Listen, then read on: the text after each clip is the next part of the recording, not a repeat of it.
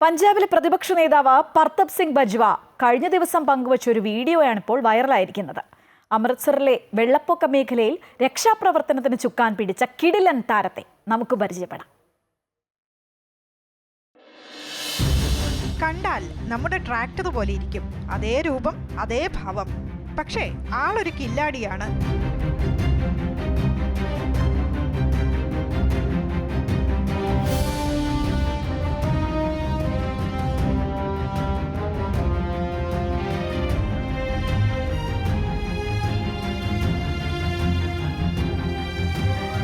ഇതാണ് ആറ്റോൺ 1200. പ്രതികൂല സാഹചര്യങ്ങളിൽ നമ്മുടെ സൈന്യം രക്ഷാദൗത്യത്തിന് ഉപയോഗിക്കുന്ന പ്രധാന വാഹനങ്ങളിൽ ഒന്ന്. ആഴമുള്ള ജലാശയങ്ങളിലും കൂറ്റൻ മലനിരകളിലും ഒരുപോലെ സഞ്ചരിക്കാൻ കഴിയുന്ന ഭീമൻ.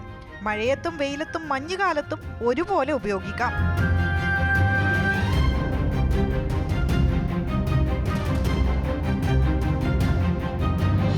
ഓഫ് റോഡ് ഫോക്കസ്ഡ് ഓട്ടോ കമ്പനിയായ JSW ഗെക്കോ മോട്ടോഴ്സ് ആണ് ഈ വാഹനത്തിന്റെ നിർമ്മാതാക്കൾ. പഞ്ചാബിലെ അമൃത്സറിലെയും സുൽത്താൻപൂർ ലോധിയിലെയും വെള്ളപ്പൊക്ക ബാധിത പ്രദേശങ്ങളിലെ രക്ഷാപ്രവർത്തനത്തിന് ഇത്തരത്തിലുള്ള 4 വാഹനങ്ങളാണ് കഴിഞ്ഞ ദിവസം ഉപയോഗിച്ചത്. ഒറ്റപ്പെട്ട ദുർഘടമായ പ്രദേശങ്ങളിൽ എത്തിച്ചേരുന്നതിനും രക്ഷാപ്രവർത്തനങ്ങൾക്കും ആറ്റോൺ വാഹനം തരുന്ന സേവനങ്ങൾ പറഞ്ഞറിയിക്കാൻ വയ്യാത്തതാണ്.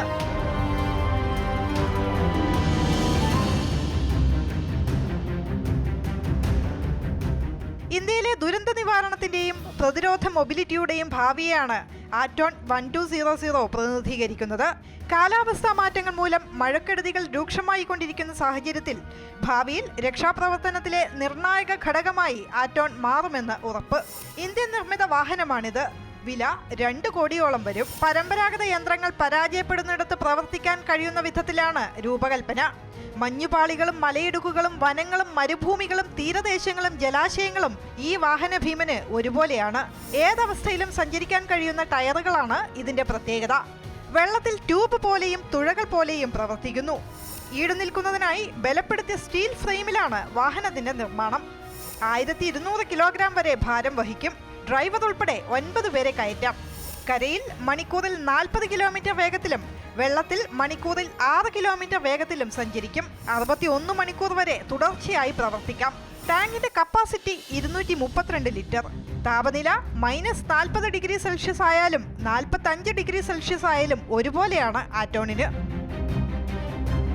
ദുരന്ത നിവാരണ പ്രവർത്തനങ്ങൾക്ക് മാത്രമല്ല, നമ്മുടെ അതിർത്തി കാക്കുന്നതിനും ഈ വാഹനങ്ങൾ സുപ്രധാന പങ്ക് വഹിക്കുന്നുണ്ട്. 250 കോടി രൂപ ചെലവിൽ 96 ആറ്റോൺ വാഹനങ്ങൾക്ക് പ്രതിരോധ മന്ത്രാലയം ഇതിനകം ഓർഡർ നൽകി കഴിഞ്ഞു.